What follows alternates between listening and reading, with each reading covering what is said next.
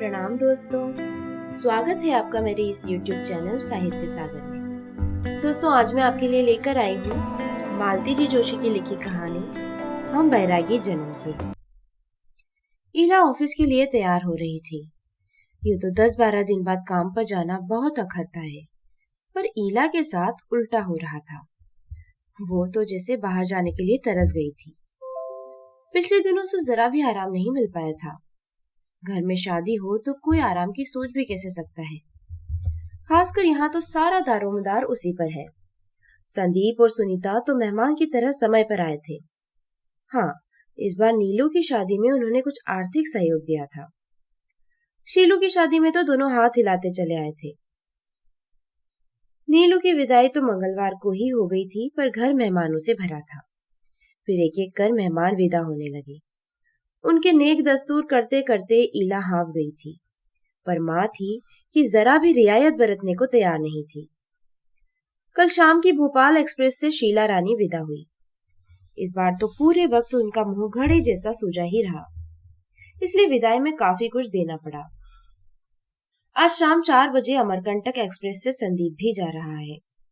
बैठक में संदीप माँ के पास बैठा उन्हें दवाई आदि नियम से लेने की हिदायत दे रहा था। माँ एक ही राग में अलाप रही थी। अब मुझे दवाइयां लेकर क्या करना है? मेरे सारे काम पूरे हो गए हैं। अब मौत कल आ रही हो तो आज आ जाए, मैं तैयार बैठी हूँ। ईला को एकदम ताव आ गया। साड़ी की पटलियां ठीक करते हुए वो बाहर आ गई। बोली, वो बेचारा ठीक से कुछ समझा रहा है तो सुन लो ना। एकदम मरने जीने पर उतरने की क्या जरूरत है? मैं ठीक ही तो कह रही हूँ।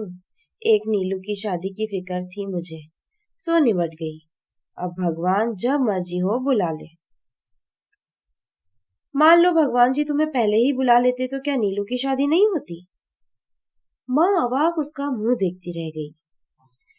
किसी के रहने न रहने से कोई फर्क नहीं पड़ता माँ, कोई काम नहीं रुकता, जैसे तैसे हो ही जाता है। अब बाबूजी नहीं रहे तो क्या फर्क पड़ा? तुम्हारे बच्चे पढ़ लिख गए, उनकी शादी हो गई, क्या बाकी रहा? तो तू क्या जताना चाहती है? सब कुछ तूने किया है।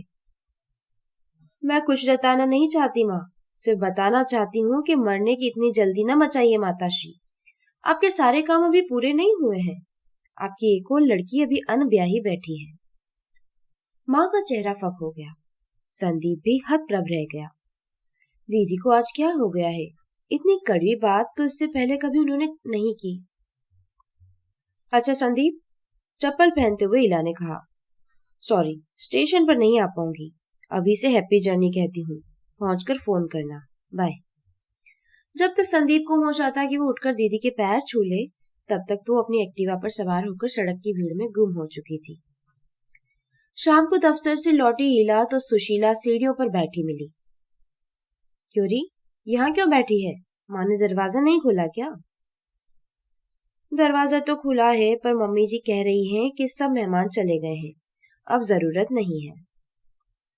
ये माँ भी ना रोज एक न एक तमाशा लगाए रहती है। चल तू भीतर चल और रसोई में लगने से पहले मुझे एक चाय बनाकर दे जाना।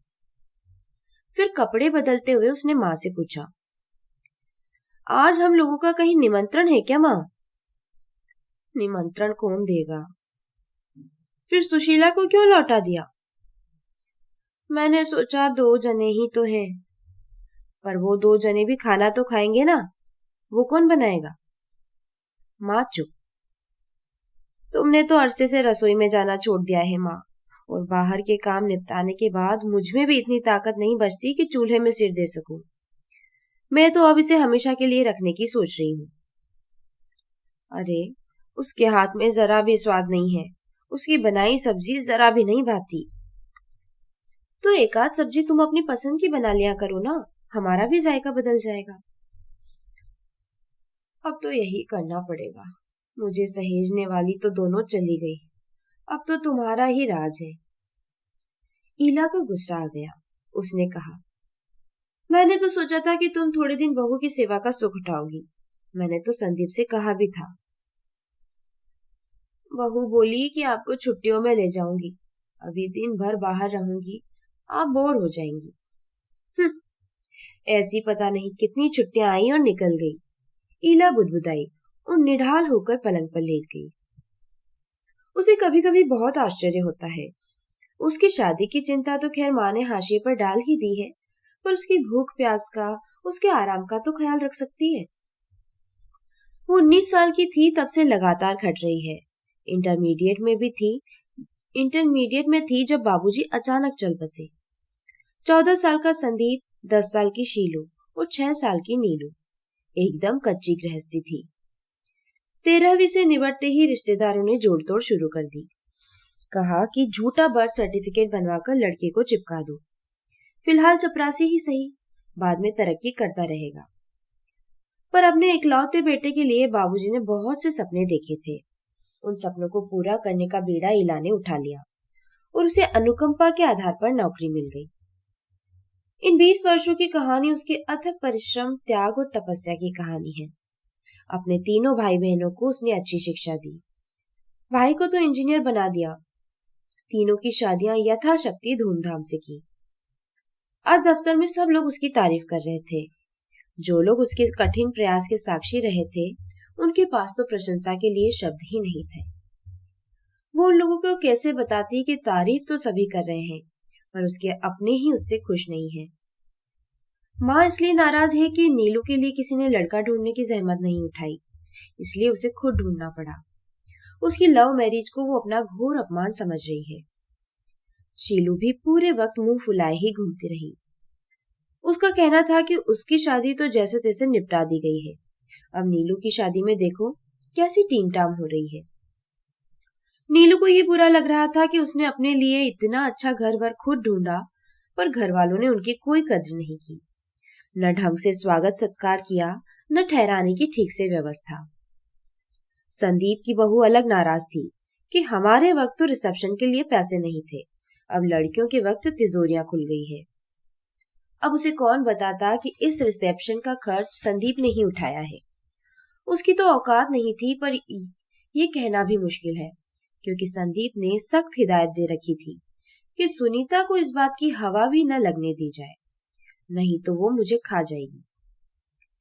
इन आरोपों प्रत्यारोपों के बीच ये आशा करना ही व्यर्थ था कि कोई उससे कृतज्ञता के, सहानुभूति के 2 शब्द कहेगा। जहां उपकार का एहसास ही नहीं, वहां कृतज्ञता कैसी।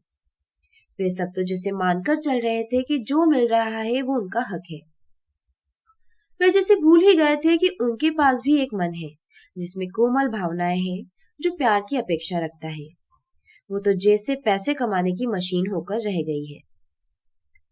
रात में खाने के बाद माँ टीवी के सामने जाकर डट गई। ईला ने भुनभुनाते हुए किसी तरह रसोई समेटी और बैठक वाले कमरे में झांक कर कहा, माँ मैं सोने जा रही हूँ, तुम दरवाजे वगैरह बंद कर लेना। ईलू जरा सुन तो। ईला एकदम चौंक गई। महारानी जी मेम साहब की जगह बाकायदा ईलू। सारे मतलब तो निकल गए, अब ये मक्खन मिश्री किस लिए? हाँ बोलो। कमर पर हाथ रखकर वो सामने खड़ी हो गई।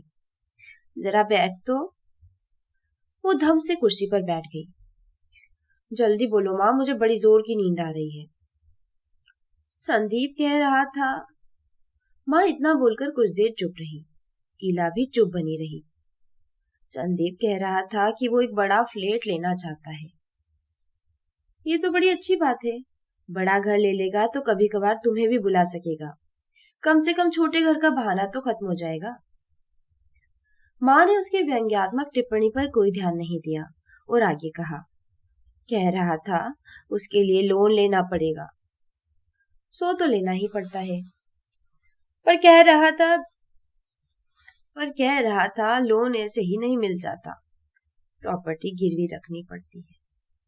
ईला कुछ नहीं बोली, सिर्फ माँ के बोलने की प्रतीक्षा करती रही। कह रहा था कि मकान की रजिस्ट्री मेरे नाम पर कर दो तो लोन मिलने में आसानी हो जाएगी। कर्जा पड़ जाने के बाद मैं रजिस्ट्री लौटा दूंगा। अब समझ में आया कि भाई साहब सोमवार को ऑफिस गोल करके यहाँ क्यों टिक गए थे। तुमने कुछ जवाब नहीं दिया। मैं क्या जवाब दूं? तुम्हारा घर है, जिसे मर्जी आए दे देना।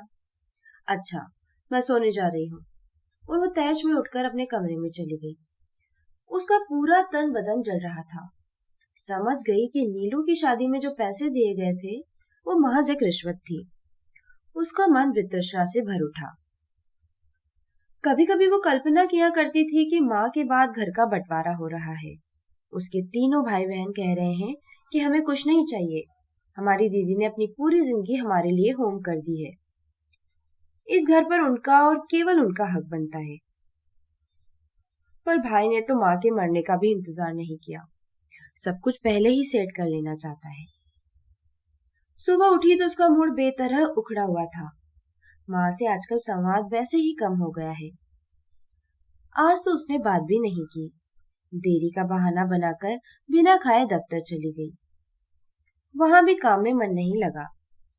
बार बार यही सोचती रही कि क्यों खट रही है वो, किसके लिए खट रही है।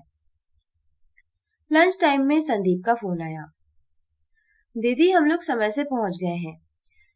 ऑफिस जाने की हड़बड़ी में फोन नहीं कर पाया था आपको। कोई बात नहीं, माँ को जरूर फोन कर लेना, चिंता करेगी।